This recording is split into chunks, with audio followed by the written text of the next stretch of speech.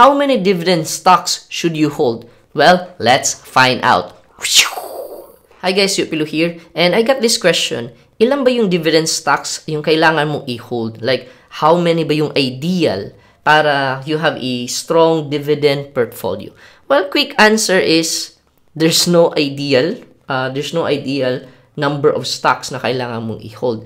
Kasi yung question na kailangan mong, the right question that you should be asking is, how many dividend stocks can you handle? So again, depende yan sa iyo, like how many can you handle? Because like you're investing in a company, okay? And you need to be responsible sa investment mo. And you need to monitor yung investment mo. Kaya at the end of the day, it depends kung how much time do you have. Do you have time ba to monitor yung investments mo? Because again, at the end of the day, it's your money and you need to be responsible sa investments mo. And in this video, I'm gonna share with you, ano ba yung mga, I'm gonna give some tips kung ano ba yung ideal based on yung capability mo of monitoring yung stocks mo. So first strategy, again, depending on ano ba talaga yung goal mo, ano ba yung capability mo or yung time management mo. So magdidepende yung strategy. So etong first strategy na to is, let's say for example, you're a person na mahilig mag-receive ng regular dividends on a monthly basis. So I actually have a video, you can check top right of this video. Saan ba yung top right dito? Top right of this video, you can check out yung how you can earn monthly dividends through REITs. So I believe sa video na yan, I've shared na at least 4 na dividend REITs, dividend paying REITs.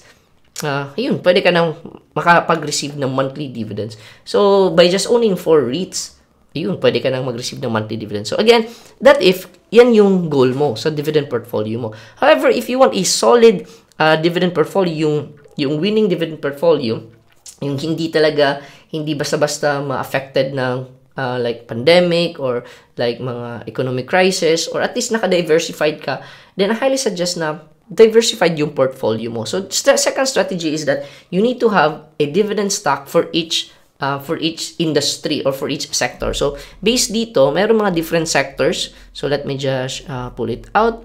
May mga different sectors na you can consider. So example would be financial sector. So dito papasok yung mga banking industries. So hanap ka ng dividend stocks in the banking industry, industrial industry like like mga consumers and so on. Okay, or like telecommunications, parang ganun. Next is holding firms. So ito mga holding companies. So these are companies na maraming mga companies under them. So I believe they are also very solid kasi hindi sila basta-basta malulugi. Next would be property. Of course, dito papasok yung mga REITs. Next would be services. So I believe services, ano ba included dito?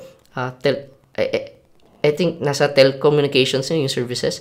Gaming, parang nandun din yung sa services. And then mining and oil. So based on dito sa major sectors, there are 6 major sectors. Again, financials, industrials, holding firms, properties, services, mining, and also there are 6 na sectors. So if you want to diversify your portfolio mo, at least you can own one of each sector. So let's say for example, diba, example dun sa pandemic. So yung mga airlines, so airlines industry, highly affected sila. So I believe yung airlines na belong sila dun sa services, di ba? So eto, mag-down tong industry na ito, pero yung ibang industry mabuboom. So meaning protected yung ano tawag nito, yung portfolio mo. So with that, you can have at least 6 kung kaya mong i-monitor lahat ng mga different industries. And then let's say for example naman, if you're a person na hindi ko talaga kaya mag-monitor ng lahat-lahat. Like, gusto ko lang invest and set and forget.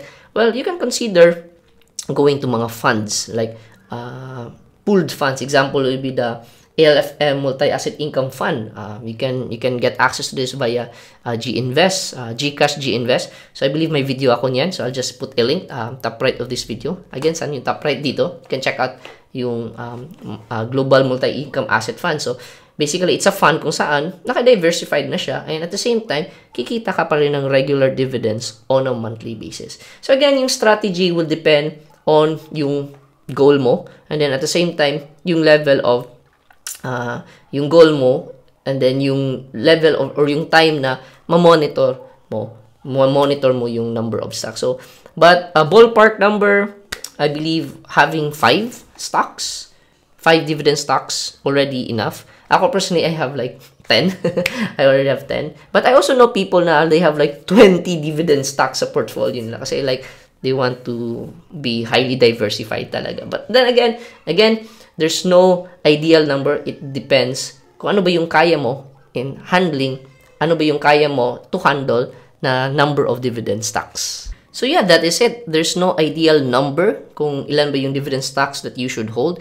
Again, it depends on you. Ano ba yung kaya mo? And then, ano ba din yung goal mo? Do you want a regular dividend portfolio or you want a winning, solid, diversified portfolio? So, if you've been investing for quite some time already, if may dividend portfolio ka na, I'm interested. Ilan ba yung dividend stocks that you're holding? Let me know in the comment section down below. And by the way, I've actually have a video also kung paano ba mag-create step-by-step guide kung paano ba mag-create ng solid dividend portfolio, yung winning portfolio, kung saan, yun nga, you get, meron kang dividend stocks in each industry. So, I actually have a video for that. You can check out this next video if you're interested to build a solid portfolio, a diversified dividend portfolio. So, go ahead, check out this next video.